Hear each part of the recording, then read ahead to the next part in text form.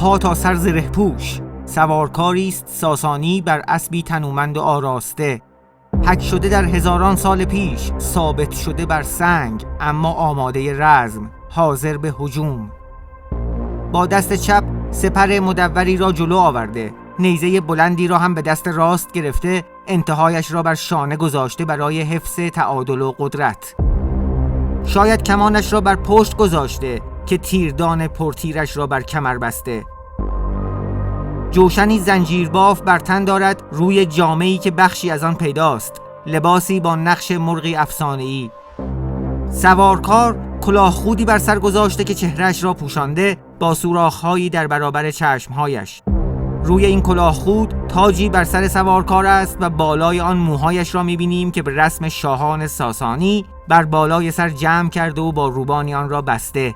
دو رشته روبان افراشته هم به تاج متصل شده که بر باد رها شده. حالا به اسبش نگاه کنید، چه بزرگ و باشکوه است. در کمال آرامش ایستاده اما مجهز. سر و سینه‌اش پوشیده از زرهی مخصوص اسبان یا همان برگستوانی منگوله دار است. بر پشت اسب دو گوی بزرگ آویختند که در اکثر زین و برگ‌های سلطنتی ساسانی دیده شده. این مرد کیست؟ ابتدا ببینیم این نقش برجسته کجاست. اینجا تاغبستان است، محوطه‌ای تاریخی در کرمانشاه، جایی که شاهان ساسانی در آن رفت آمد می‌کردند و نقششان را بر کوه آن زدند، بر دو تاغی در دل این صخره. نقش این سوارکار در تاغ بزرگ نقش بسته، جایی که دو سمتش تصویری است از دو شکارگاه بزرگ با جزئیاتی فراوان. شکارگاه گراز در سمت چپ و شکارگاه گوز در سمت راست. نقش سوارکار بر پایین نقش دیگری است از صحنه تاجستانی یک شاه ساسانی، شاهی در وسط تصویر که در حال گرفتن قدرت از اهورامزدا است و آناهیتا ایزدبانوی آبها در پشت شاه با ریختن آبی از کوزه شاهد این پیمان است. این شاه خسروی دوم، خسرو پرویز است. او را از شکل تاجش بر سکه های زمان او شناختند. پس این سوارکار پایین تصویر تاجستانی کیست؟ او هم خسرو پرویز است؟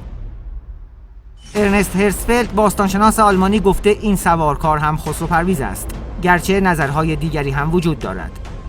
برخی میگویند او پیروز سوم است و برخی گفتند تصویری از ورهرام خدای جنگ است. عده‌ای هم آن را نشانه‌ای از سربازان ارتش ساسانی دانستند.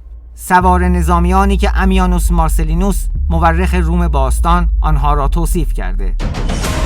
ایرانی‌ها در برابر ما صفوف فشرده‌ای از سوارکاران زره‌پوش را در چنان ترکیب دقیقی قرار دادند که درخشش بدنهای متحرکشان که با ورق‌هایی به دقت تناسب یافته از آهن پوشیده بود چشم افراد نظاره‌گر را خیره می‌کرد. همه غرق در آهن شده و تمام قسمت‌های بدن آنها با ورق‌های کلفت آهنین پوشیده شده بود. تیرهایی که بر آنها می‌افتاد باید نهایت در میان سوراخ‌های بسیار کوچک کلاه خود که در برابر چشم و نوک بینیشان بود فرود می‌آمد. تصویر این مورخ شبیه همین نقش در تاغبستان است. بزرگترین تصویر این محوطه تاریخی که بر صخره‌ای طبیعی از دل سنگ بیرون آمده و از نظر ظرافت و تناسب اندام شاهکار حجاری در دوره باستان است.